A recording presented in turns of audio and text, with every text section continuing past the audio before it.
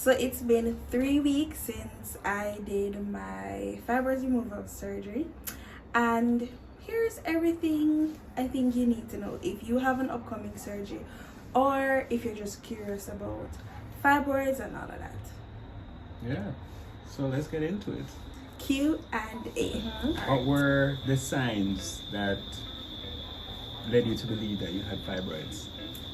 Okay, so I wasn't actually led to believe that I had fibroids, right? I didn't know what it could be. I just know that at some point in my life, about our year of marriage, 2020?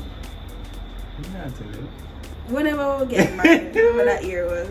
I think it was 2020. I'm gonna go with it. I think around 2020, 2021, I realized that my periods were longer. So it moved from 3 to 4 days, sometimes 8 days, 7 days, 9 days. It would have stopped sometime. Yeah. I had started having a lot of cramps. I never used to have period pains.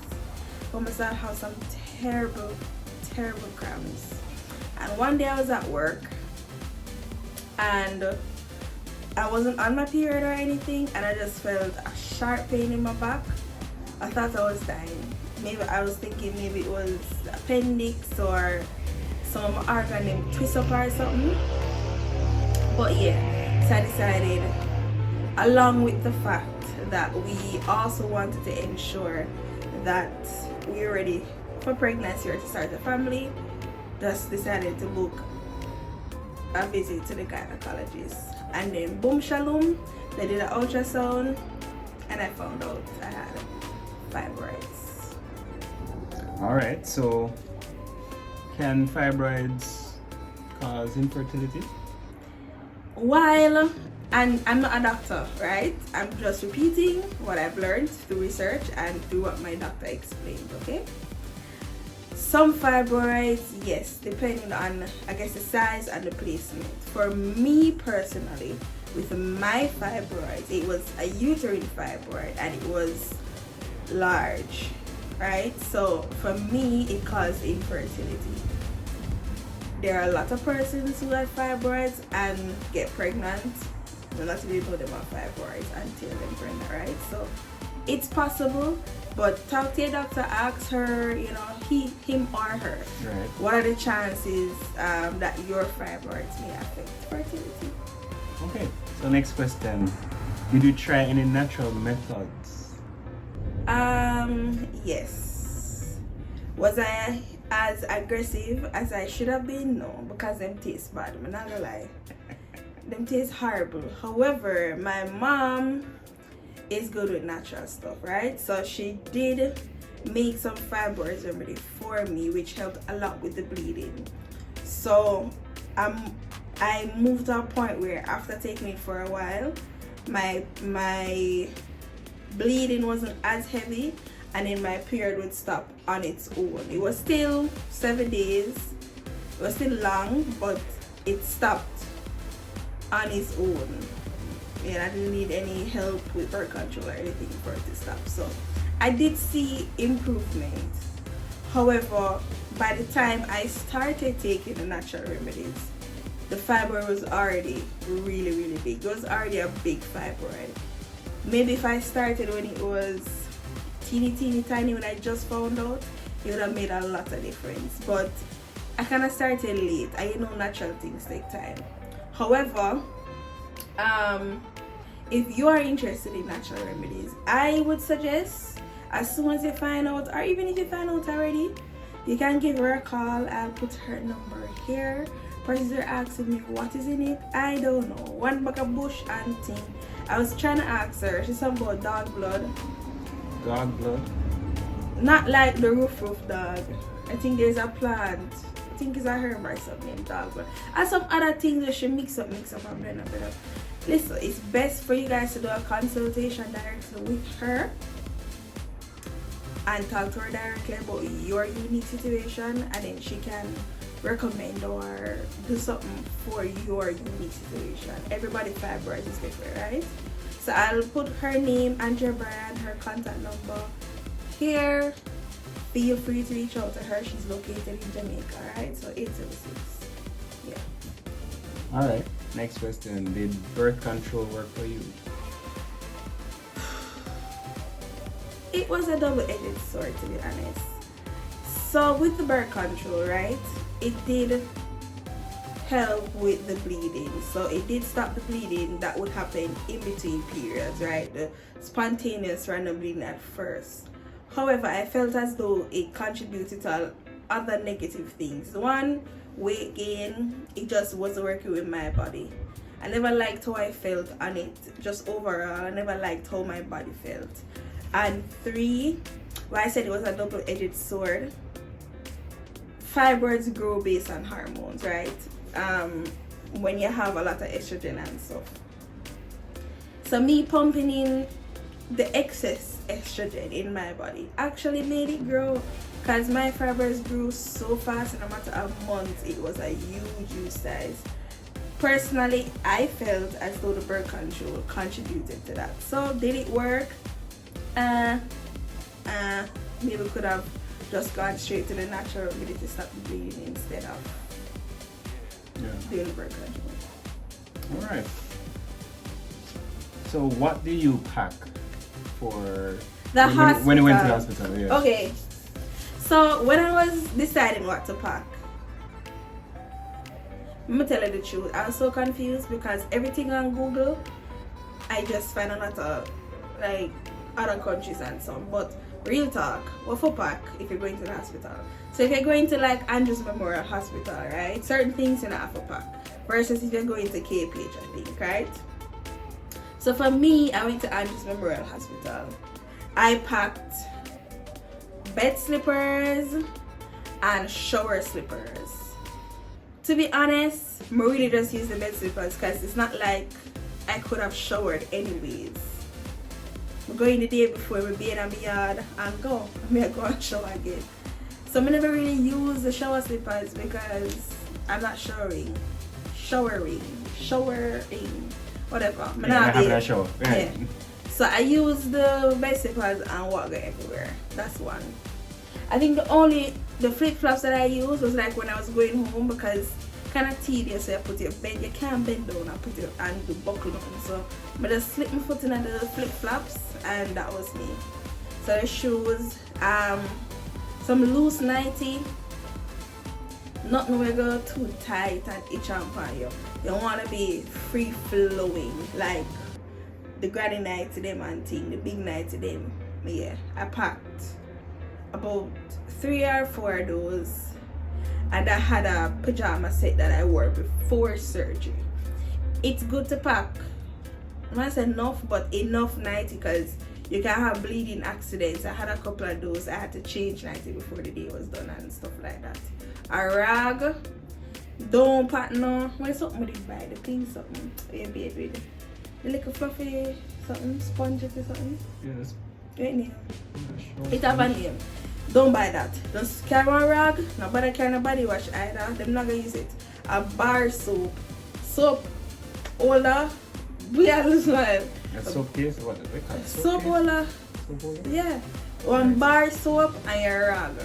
If you go to private hospital, you don't have to carry no bad pan. Think you can go KPH, you have to carry a bad pan. I didn't. What else? Your toiletries, your lotion, your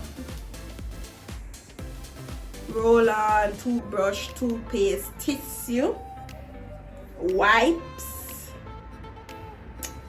back scratcher. Don't leave your back scratcher. Let me tell you this. Back scratcher, explain that one now. You can't go reach certain places, and you know what? I feel like people for scratch your foot, where you can't bend for scratch your foot. So you carry your back scratcher and you scratch where you need to scratch. These are things they don't tell you. Walk with your back scratcher. A blanket, it might be cold. Again, depending on the hospital, you may want to carry your own sheet, your pillowcase. I carried a regular pillow and I carried a support pillow, right? In case I need to sit up or something, or I need to cuddle. Cuddle pillow. Cuddle pillow. No, but it's really for the back support. I took a heating pad, but I didn't use it till I got home. So I'm not really thinking you need to use carry a heating pad. Heating pad you place on the back, not on your belly.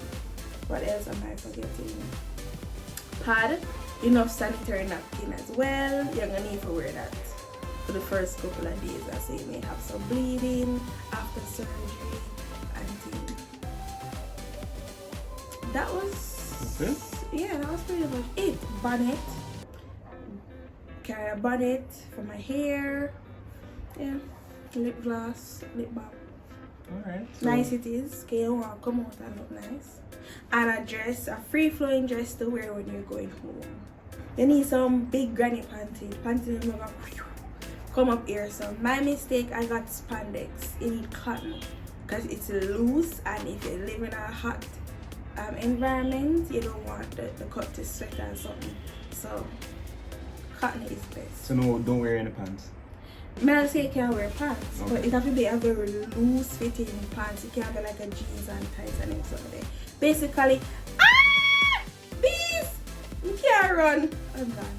Basically, you don't want anything to squeeze the area. Alright, so which doctor did you choose for your surgery? Okay, so originally I was with a doctor, right?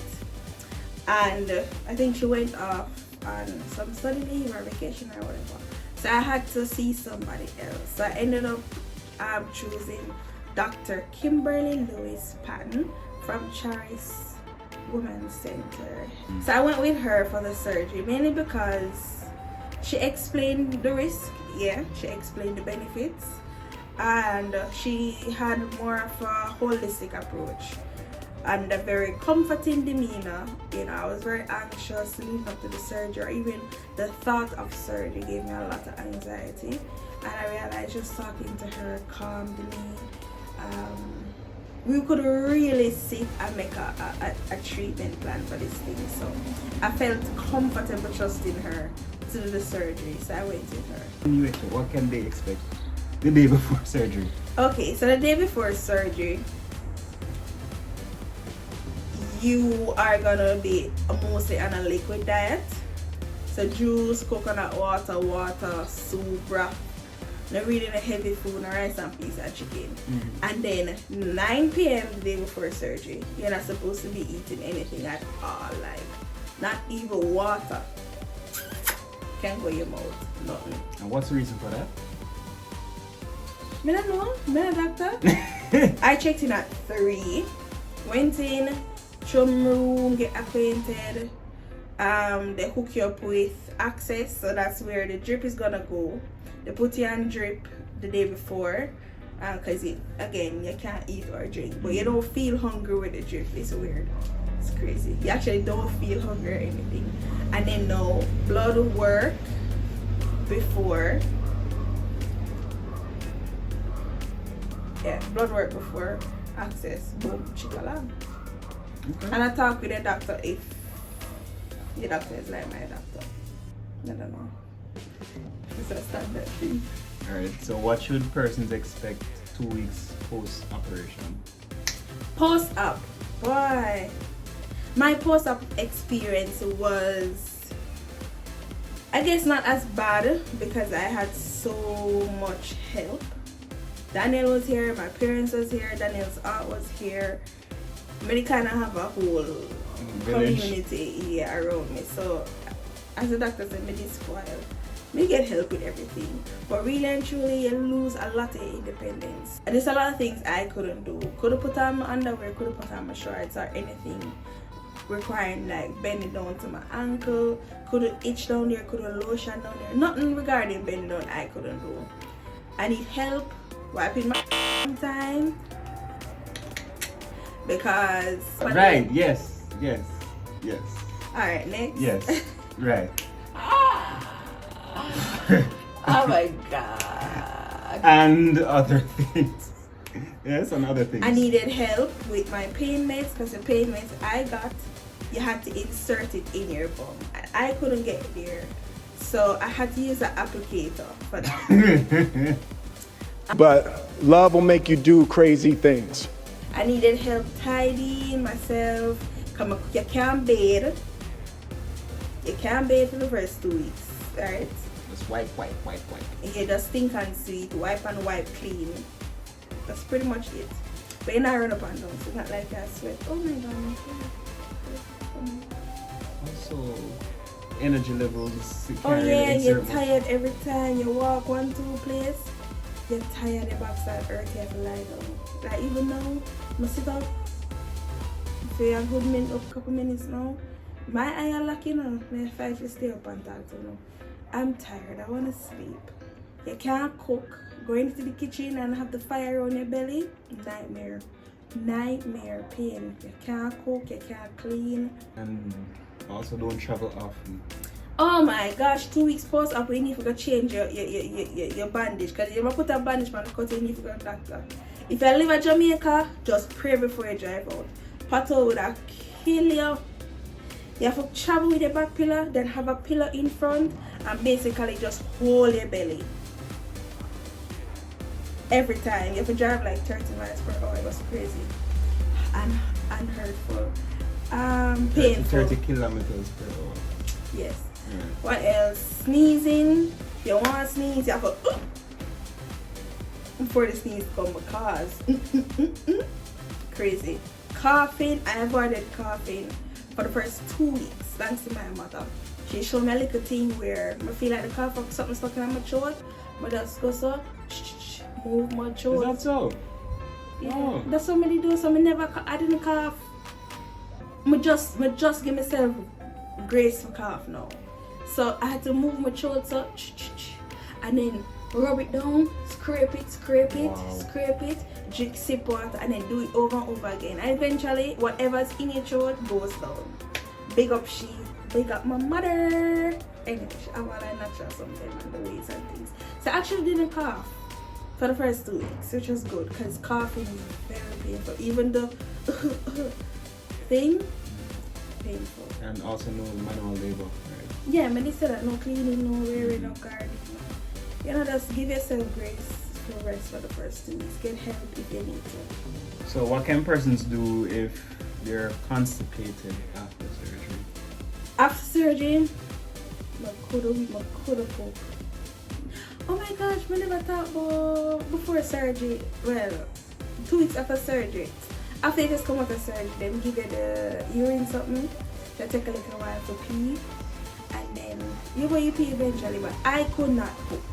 And I was fretting because I was worried about if I was gonna go home, because I'm not staying home. But if you're constipated, you have to walk a lot, schedule times in the day to walk to get your blood flowing and things that help with, you know, the digestion and thing.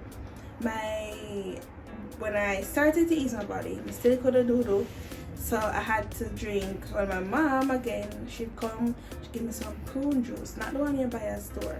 Like she actually bought the prune, blend up the prune, skin, seed, everything. But I can tell her it tastes nice enough, but it worked. Because the same night, Boom. boom boom, badam bam. I was good. And drink tea, a lot of ginger tea, like not just in the morning, tea in the morning, tea in the evening, tea at night. A lot of ginger tea, a lot of peppermint tea. Tea. You don't want to get no gas. So what are some tips that you would recommend to make the pain less? The heating pad, as we spoke about before, definitely put that on your back. Are you guaranteed to not have any more fibroids? No, so your surgery doesn't mean you can't have any more fibers in the future. It means the one that they took out probably won't grow back, but others can grow in different places.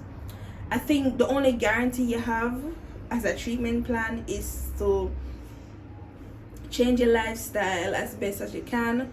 It's hard, trust me, it's hard. But just those are little changes, you know, maybe don't consume so much fried food. Right now I'm cutting off the bag of fry, trying to do things at home as much as I can, eat more vegetables, continue to exercise as soon as I'm clear too, by the way, and take my supplements, ensure that my hormones are balanced, my female balance, which my mother sells as well. So again, call her.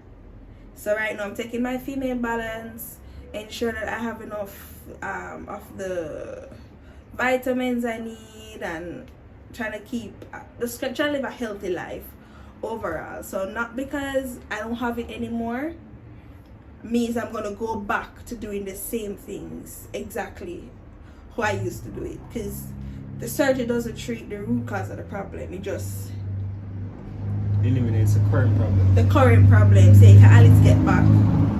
So you can at least get back some quality of life. But it's on you now to ensure that as best as you can, you kind of live a different life to prevent the same thing from happening. What would you say to persons who have fibroids right now and are still kind of scared, a little bit overwhelmed? What advice would you give them? Don't be afraid to get a second opinion. If you don't feel comfortable with the doctor that you currently have, you can always go to my doctor, tell her that I thank you. We're not getting a referral fee, I don't, but just really love her. But yeah, call and try both ways. So if you're with a doctor, also try the natural methods, you know. So what I did was I did ultrasounds like every 6 months. I checked in on the growth. So when I was on the natural stuff, and that kind of influenced my decision for surgery, because when I was on the natural stuff, I knew what size it was when I started. I waited 6 months, it got bigger while the bleeding stopped. Maybe eat another 6 months, it never get bigger, but it was the same big size, if that makes sense. So then I made a decision, okay, while the natural stuff worked for me with the bleeding, I just need to get this thing out because of the other terrible symptoms I was having. Everybody's story is different, so just don't give up on your story and try as much methods as you can for it to work. If you haven't already, like, share, and comment, subscribe to this video. Subscribe, and thank you so much for being a part of my journey. The hope is that what I went through can help somebody else and can raise awareness on a very common issue that women are facing.